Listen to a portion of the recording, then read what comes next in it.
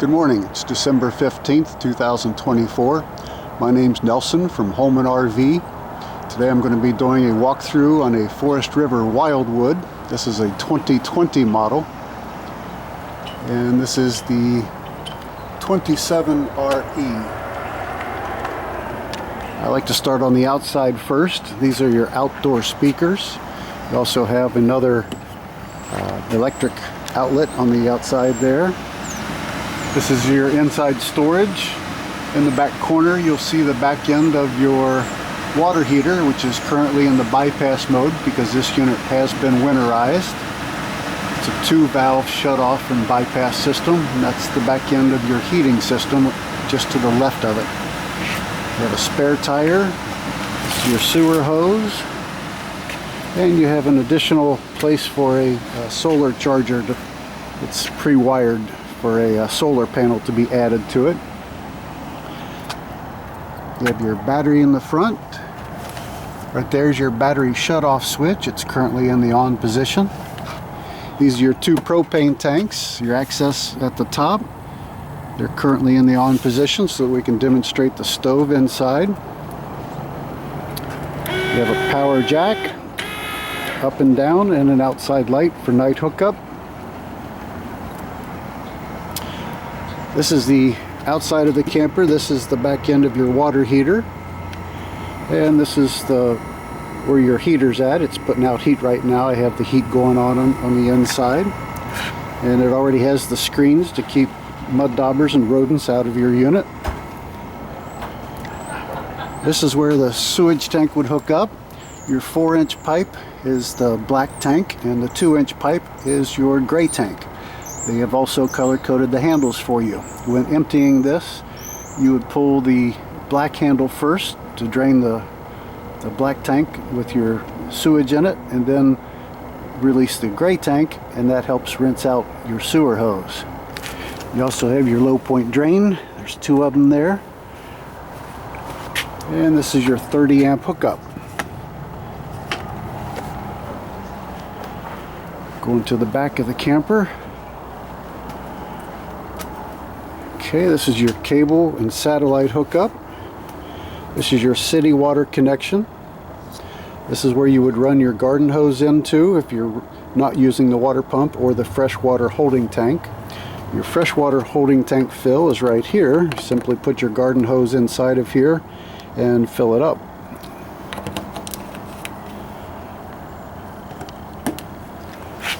The white hose that you see back here is your freshwater holding tank drain. Now there's no ladder on the back of this camper, but twice a year you do want to get on top of your camper and inspect all of the anything that has caulking around it up there. Anything that's mounted on your roof has caulking. So beginning and end of this camping season, you want to inspect that and make sure there's no cracks.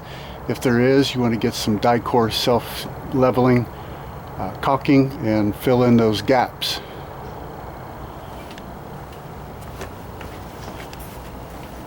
You have stabilizer jacks on 4 corners.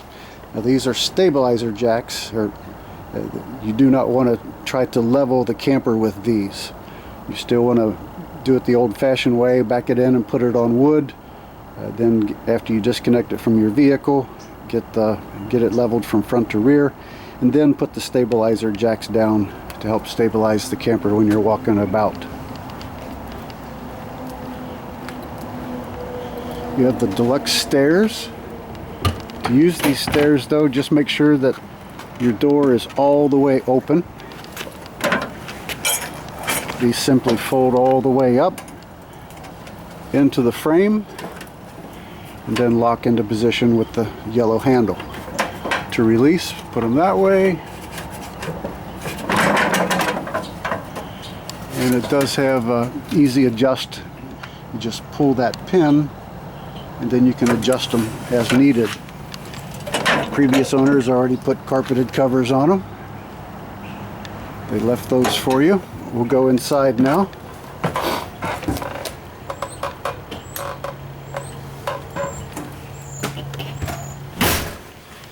Inside at your panel, we have light switches here. One is for your awning light, and the other one is for the light above us here in the hallway. These two are for your water system. The only time you use your water pump is when you're working off of your freshwater holding tank. If you're connected to city water, you don't have to worry about using the water pump. This is the switch for your water heater, which we won't be using these because this unit is currently winterized. When you press these buttons, it gives you the indicator of how full they are. You have a battery, fresh tank, black tank, gray tank, and your galley tank. You have a slide out button here, and this one is for one of the awnings. You have two awnings on this unit. So you have a slide out, in and out, and an awning in and out. And here we have some additional light switches. So we have the ones that are over top of the island, and then we also have the ones that are over top of the slide outs. And this is for your other awning and the other slide out that's in the main room here. We'll go into the kitchen area first. You do have an Everchill electric. It has a refrigerator freezer. To turn it totally off, you press the set button and hold it for about 10 seconds and the unit will turn off. The same for turning it back on, and you can adjust 5 different cold levels. It's good and cold right now. It's been running a while. Now when you're traveling down the road, you want to flip this to the front. That'll keep the doors from opening and keep your groceries locked in place as you're going down the road. Another thing you want to put on your checklist is this glass stovetop. This is glass, so make sure it's in the down position when you're towing. Otherwise it could fall and shatter. You have a button here for your backlights of your burners and your oven light. To light the burners, simply turn it to where the flame is and click your striker. We'll do that for all 3. Working well. Now when you go to light the oven, you do have to light a pilot light. So you would turn this to the flame. Now it's kind of like a gas fireplace lighting a pilot light. You have to push in and hold this button for about 20 to 30 seconds, and then you can use the same striker button to light the pilot light. Once that pilot light's lit, you turn it to one of the temperatures and the full panel lights up for you.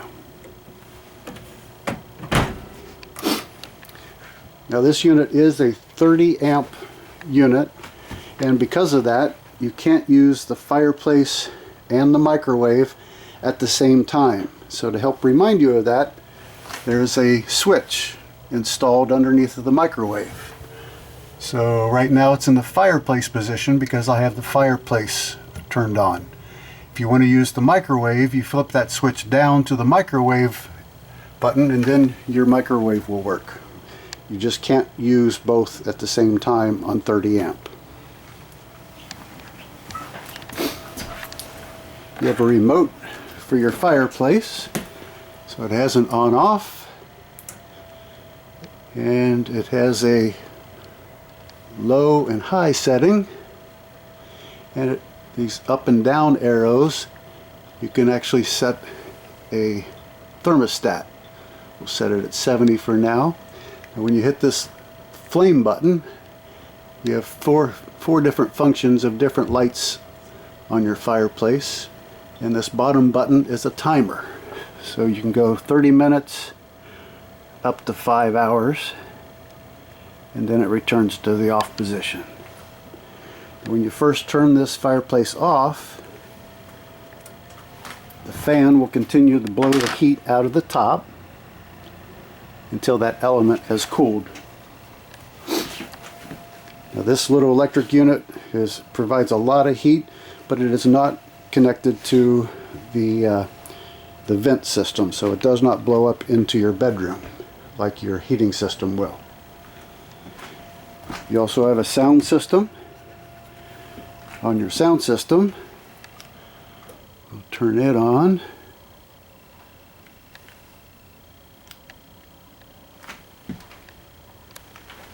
Okay, if you turn it on and you don't have any audio, so when the holidays are over, turn that down. Now you have to have a zone selected. So if both zones are off, you will not get any sound and you'll think that it's not working properly. So just make sure that you've selected one of the zones. Zone 1 is your inside speakers. Zone 2 are the speakers on the outside of your camper. You can do both at the same time or just one or the other.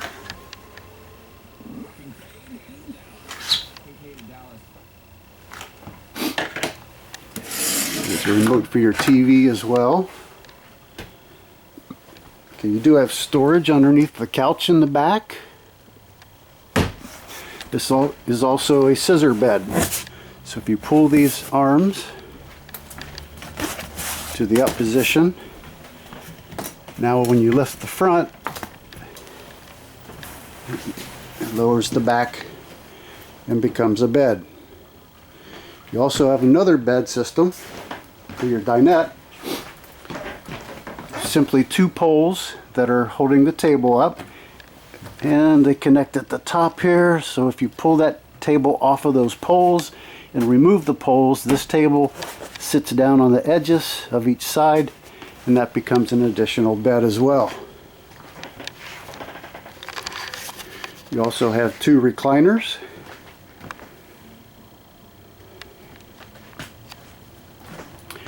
And let's see, the microwave is a residential microwave. We didn't cover that one. On your sink, you do have a pull out for your sink, and you can switch it from spray to a solid stream. And this is just simply to add additional sink space over top. Okay, that unit, that white unit on the wall with the green light, is your carbon monoxide and propane detector. That will always be on even if the battery is in the off position. That is hardwired into the battery for safety purposes so that it is always on. The only way to truly disconnect the battery from all systems, to have no drain on your battery whatsoever, is to take the terminals off of the battery. I would suggest taking it into your garage or your basement and hooking a trickle charger up to the battery during the winter when you're not using your camper. Okay, this is your thermostat. This controls your AC and your heat. The first time you push this little button is just the backlight. We're currently on heat. It's 55 degrees in here. Now each time that we hit this button, it'll change. So we have a fan high and low, a cool high and low, and a heat position. So the other two buttons are simply to raise and lower the temperature for the setting. You have a fire extinguisher on the wall. And we'll go into the bathroom now. You have a nice tall shower. Instead of a curtain, they have installed this plastic piece that slides over to the other side. And you do have a medicine cabinet that's been installed. We don't have any water to show you, but there's your bathroom sink. Now on your toilet, it has a pedal. So when you're using it, if you push the pedal halfway down, the toilet will fill up with water, and you can use it just like your toilet at home. And when you're done, you push the pedal all the way to the floor, and everything goes down into the black tank. In the bathroom in the corner is where your GFI reset is at. So if you ever have any issue with an appliance in the kitchen, come here first and make sure that your GFI has not been tripped. The reset button's on the top. If that doesn't fix it, then just outside the bathroom is where your electric panel is at. So we have circuit breakers here, just like at your home. This lists what they're for. And on this side of the box, we have your 12-volt fuses. And it's also listed what they are for. Now as we go into the bedroom, we do have some storage underneath of the bed.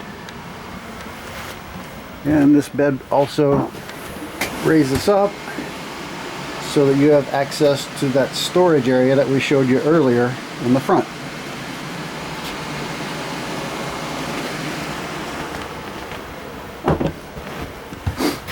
On both sides of the bed, we have a closet for hanging. And then above the bed we have some additional storage as well. There is a reading light. It's a center button push to get that on and off. I didn't see a switch in here, so your main light is also a center button push off and on. You have a TV back here as well, and above the TV where you see that green light, you have a power antenna. So when you're using the air antenna to receive channels, you want that on. Now if you're doing a cable search, you won't get any stations if that power antenna is on, because it interferes with the reading of cable stations. So before you do a cable search, press this little black button to make that green light go off. Now your power antenna is in the off position and you can do a cable search. Turn that back on for now. And in the corner over here, you have a nice full-size closet, and your previous owner has left an entire camper cover for you. So it is in the bag and is in the closet in the front bedroom.